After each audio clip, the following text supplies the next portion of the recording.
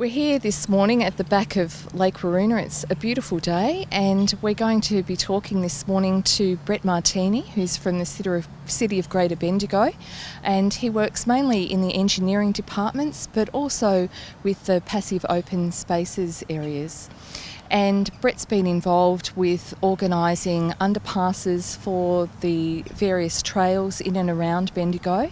And the ones that we're going to be mainly focusing on this morning are the trails that actually connect up to the O'Keefe Rail Trail. And this one, where we're currently situated, is part of the Bendigo Creek Trail. And there's been a couple of exciting underpasses being built lately just to make it easier to connect between this trail to the start of the O'Keefe Rail Trail just behind us. So welcome today. Thank you. And the first question I'd like to ask you is, what have the underpasses, how have you gone about doing them, and whereabouts are they located? Yeah.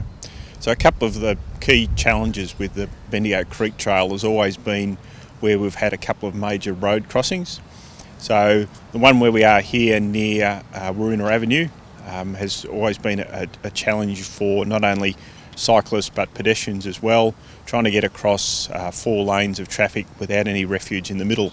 So we looked at really what the options were in trying to either look at signals or other improvements to get across Waroona Avenue, and ultimately came up with the option to go under Waroona Avenue via the Bendigo Creek, and that involved really looking at the ramps where we are at the moment to get down and provide the access to the creek floor, and work within the creek as well to provide a smooth access from one side to the other of Waroona Avenue. And that's been a great success. The other one that we did just before that was up at High Street in Golden Square, where again we've had a crossing of the Calder Highway there, and again 4 lanes of traffic without any refuge, etc. And it's a point where, not far from there, traditionally the Bendigo Creek Trail had crossed High Street as well using traffic signals.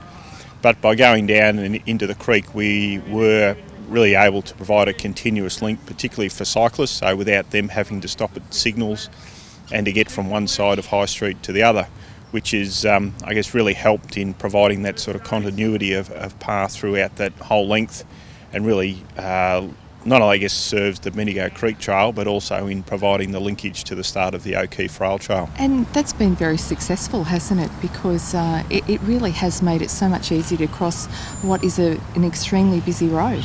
Yes, and that's been, as I said, so one of the issues is people having to stop, make that judgment, pick the gaps in the traffic, etc. Whereas now you can provide that sort of continuous path without people having to stop, etc. And it, I guess, has really helped to make it a continuous path. That's great. Another area, Brett, that links into the O'Keefe Rail Trail is the Spring Gully Trail, the trail that comes in from Spring Gully. Yes. And I guess the aim is that eventually it will connect up with the Bendigo Creek Trail behind us, but also the start of the O'Keefe Rail Trail. Now, there have been some developments with that, haven't there? So would you mind telling us what's been happening? Yep. So over the last few years, we have been certainly extending that off-road shared path along Back Creek and Spring Gully Creek. So that's extended the length. We've also been looking at, again, had that similar problem where we've had a number of road crossings, and we've been able to eliminate a couple of those in the last year or two, and by bringing actually the path under those road bridges and along the Back Creek there. Again, that's helped with that sort of continuity of path. We have just in the last couple of months completed another section of that shared path, and are currently working through with VicTrack in trying to get approval to provide really, I guess, another one of those key barriers is the crossing of Mackayver Highway, and we're hoping to have that approval in place shortly if we can get that over the line, and again utilise that creek path to get under the Mackayver Highway. And that at the moment is a real shocker. It is, and it's one of the things where, and certainly from the point of view, it's really a 4-lane road that narrows to 2 lanes at that point, so there is a continuous stream of traffic running through there. and it's particularly difficult at peak times to try and get a suitable gap in traffic to get across there safely. I know that firsthand because I tried to cross there this morning on my way over here, and it is just so difficult because the traffic build-up is just amazing. So hopefully we can get that one, and that'll be another big win for us if we can get that continuous path to run in, basically under Mackayba Highway, and that'll link up with sections of path that we've already got there. So again, look at that continuity. There is another section of shared path that we're looking to build next year, which will pretty much complete the link between sort of Spring Gully Reserve and where the mountain bike club is doing their work, all the way through the Bendigo Creek Trail and the connection with the O'Keefe Trail. That's quite a few kilometres, and it's very exciting for cyclists.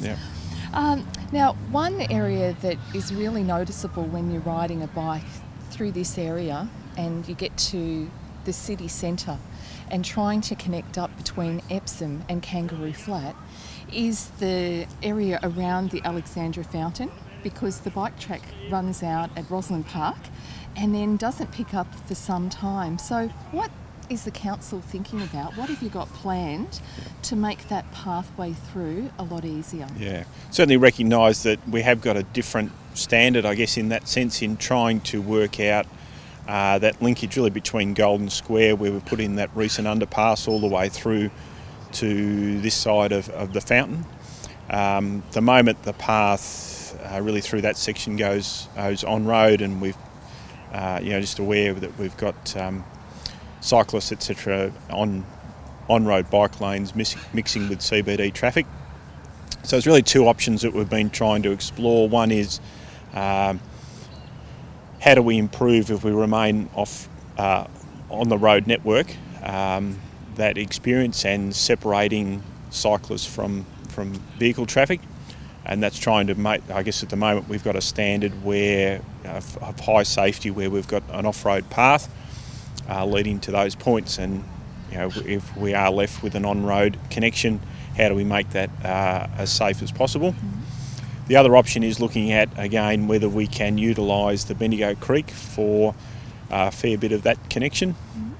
And there are a few challenges with that we're trying to work through, as regarding risk, how we manage the heritage issues along that section of creek, how we provide access in and out through that area, what we need to do to provide a safe surface for pedestrians and cyclists to use. Much of that through there has got bluestone cobblestones, which aren't particularly easy to navigate at the moment. So not conducive to smooth walking. No, that's right. So rather than have cyclists come off and pedestrian twisting ankles, etc., we need to work out how that we would, if that's an option, how we would do that in a safe and comfortable way. Well, that sounds like it's a work in progress. It is, but yes. Certainly a space to watch. It is, yes, and that again, that's we have recognised that's a key challenge in that entire Bendigo Creek Trail linkage, is that we've principally, I think, historically ran out of real estate to provide to continue that off-road path. So yes, and it's really noticeable too. Now, another thing that is perhaps a burgeoning area of tourism for Bendigo, but certainly also for participants on the O'Keefe Rail Trail, is the fact that people can catch the train to the Bendigo station and pick up the O'Keefe Rail Trail and then head to wherever they like, or any of the trails in and around Bendigo. And there's a noticeable lack of amenities for cyclists to ride safely from the train station to the start of the O'Keefe Rail Trail. Yep. Is that something council's looking at? And if you are, what have you got planned? Yeah, so that's something we have had certainly discussions around, and particularly in working up with the Friends group, how we get that access from the station through to particularly O'Keefe Rail Trail, but as you say, the other trails that we've got. And I guess in principle, what we're looking at is utilising Williamson Street. We do have some connections there from the station. The actual station platform continues under Mitchell Street and provides a good connection. We've still got some work to do around how we manage the signage and those other connections as well, but principally that's the idea that we're working towards, that will get people directly from the platform through to Williamson Street, and then they can either make their way down to the Back Creek and Spring Gully Creek that we've been talking about and use that connection, or if they head down Williamson Street towards the city, perhaps a stop at the Visitor Information Centre, and then utilise the Bendigo Creek Trail to make that connection through to the O'Keefe Rail Trail. There's a couple of plans then, isn't there, depending on how people want to head? Yeah, and that's probably, we recognise we probably need a different connection for cyclists than we do for pedestrians coming from the train station. So pedestrians we're really encouraging to make use of Mitchell Street, but we think Williamson Street's a better connection for cyclists, so we're trying to work through our plans for that route, particularly for our cyclists to find that connection with the O'Keefe Rail Trail.